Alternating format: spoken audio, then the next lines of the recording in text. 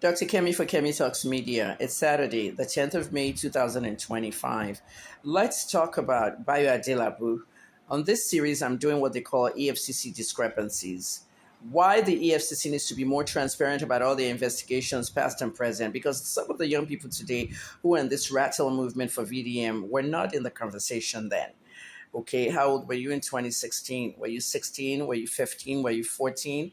This is the reason why journalism is a rough draft of history. Yes, I'm retired, but however, the Nigerian media doesn't educate young people about this. History shapes the past, present, and the future. Who is this guy up here? Okay, Adebayo Adelabu. Most of you know him as the Minister of Power.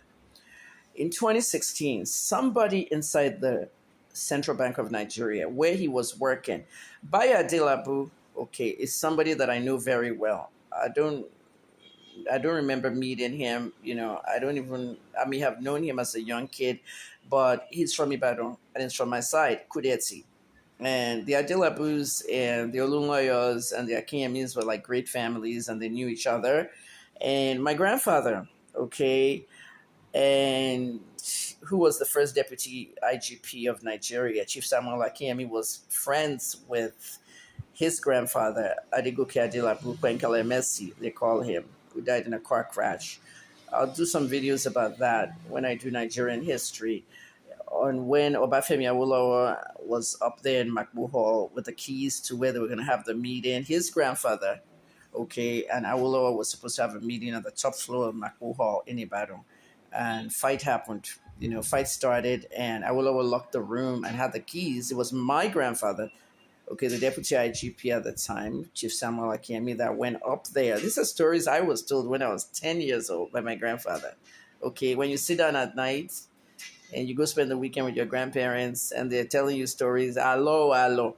This is one of the stories, and nobody knew I was going to be a journalist when I was 10, when this was being told to me.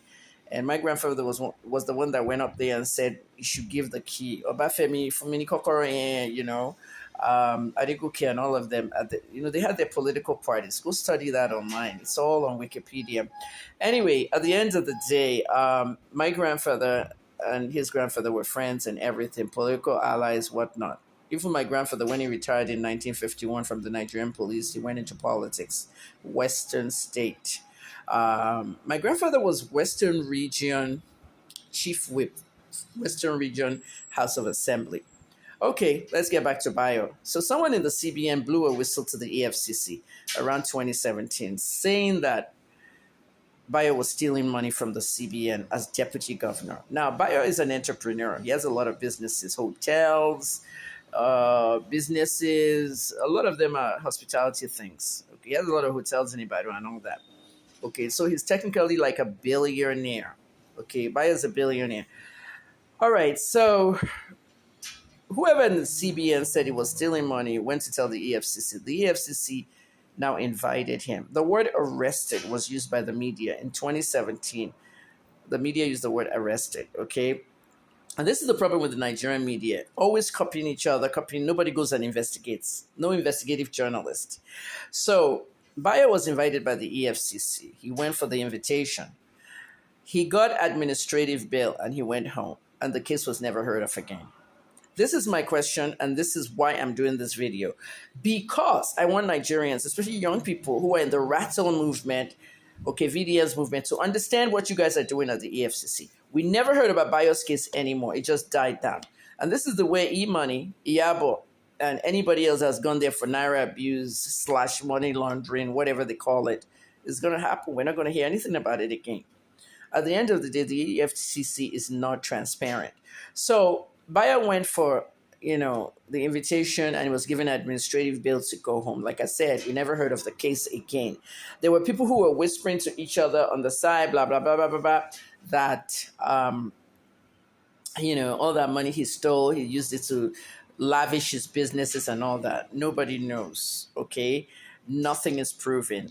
And the case just died. And that case was under Magru, okay? So now, somebody inside, remember I said somebody in the CBN snitched to the EFCC.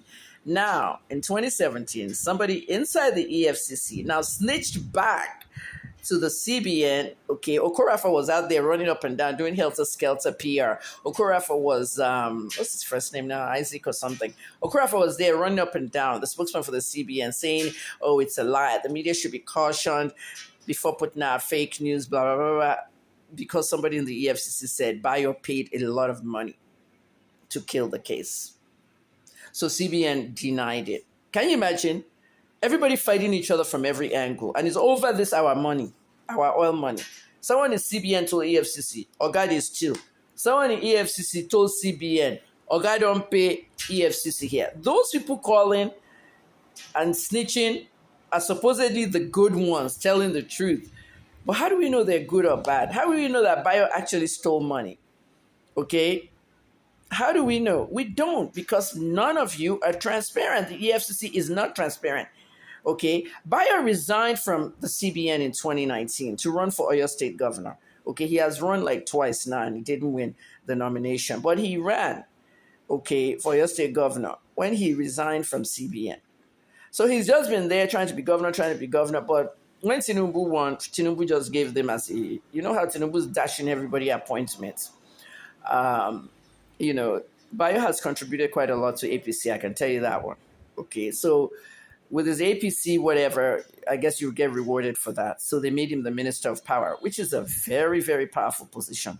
Anyone that has to deal with Nigerian power, discos, Gencos, all this stuff, well, it's Bayo's job now, okay? You all know about him. I just wanted you to know the background of what the EFCC is doing there and how all these cases are done. I'm going to bring out a lot of cases that will shock you, okay? I don't live in Nigeria. No one knows where I live. I'm just in my one-room apartment and I'm okay. This is my third country now that I've moved to. I'm working up and down the place, but now I'm retired. Okay, support my work, please. And if you want to support my health too, please. I need hospital money, clinic money, all that. But I want you to guys to know that the EFCC is not a transparent agency. And I will still like to know what happened to Bayo's case, because if these cases were dropped, as in charges dropped, or nothing to prosecute, I believe that the public should know. That's all.